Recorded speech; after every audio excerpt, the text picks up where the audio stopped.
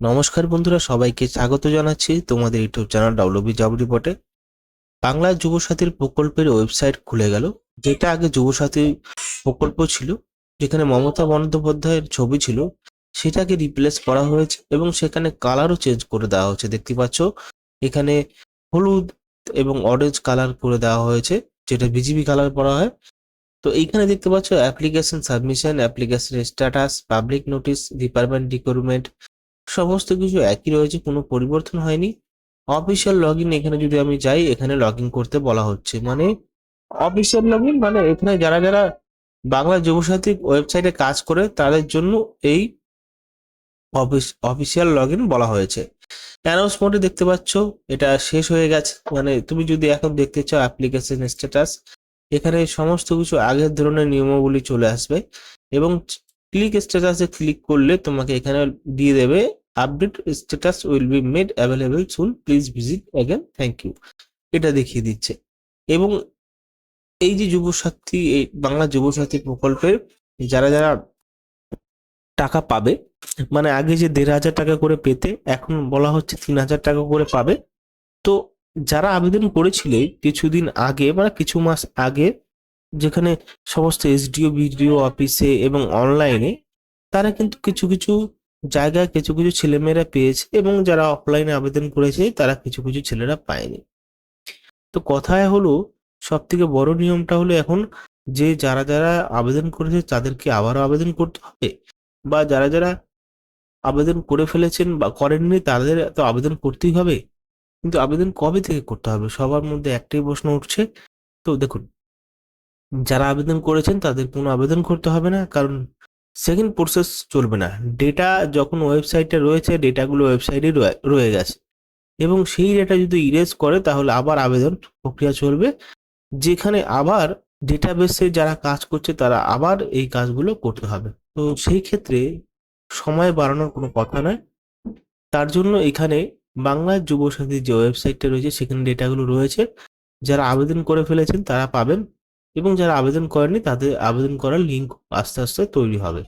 মানে ১লাই জুন থেকেই কিন্তু আবেদন প্রক্রিয়া শুরু হবে। আর যারা আগে আবেদন করেছেন তাদের ১লা জুনে টাকা ঢুকবে ডিবিটির মাধ্যমে। আশা করছি বিষয়টা বুঝতে পেরেছেন।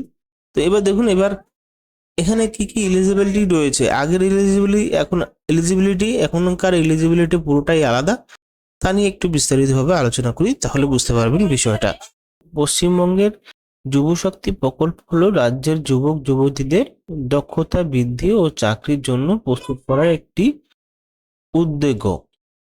এই প্রকল্পের মাধ্যমে ছাত্রছাত্রী ও বেকার যুবকদের বিভিন্ন স্কিল ট্রেনিং, কম্পিউটার শিক্ষা, কারিগরি গাইডলাইন্স এবং কর্মস্থানের সুযোগ দেওয়া হয়। এটা যুবসাথী প্রকল্পের একটা নিয়ম। এখনকার সময়, আগেরকার সময় যারা আবেদন করেছেন তারা পেয়েছেন, ঠিক আছে। এখনকার সময় এই যে সিস্টেমটা চলবে এবং যারা আপাতত চাকরি করছে না তাদের এই স্কিলের মাধ্যমে কিন্তু কারিগর গড়তে হবে। কারা আবেদন করতে পারবেন? সাধারণ নিচের যোগ্যতা থাকলে আবেদন করা যাবে, মানে এইখানে যেগুলো দেওয়া আছে। প্রথমত দেখতে পাচ্ছেন, পশ্চিমবঙ্গের স্থায়ী বাসিন্দা হতে হবে, বয়স সাধারণত ১৮ থেকে ৪৫ বছরের মধ্যে হতে হবে, বেকার যুবক যুবতী হতে হবে, আধার ও মোবাইল নম্বর থাকতে হবে, ঠিক আছে। কি কি সুবিধা পাওয়া যাবে? Skill training, computer course, data entry, digital skill, office software, বিভিন্ন টেকনিক্যাল ট্রেনিং। চাকরিতে প্রস্তুতি দিতে হবে, ইন্টারভিউ ট্রেনিং দেওয়া হবে, রিজিউমে তৈরির গাইড, কমিউনিকেশন স্কিল। কিছু ক্ষেত্রে ভাতা বা স্টাইপেন্ড দেওয়া হবে। কোর্স অনুযায়ী ট্রেনিং চলাকালীন আর্থিক সহায়তা দেওয়া হতে পারে। কি কি ডকুমেন্ট লাগবে? তো এইখানে বিষয়টা বুঝুন।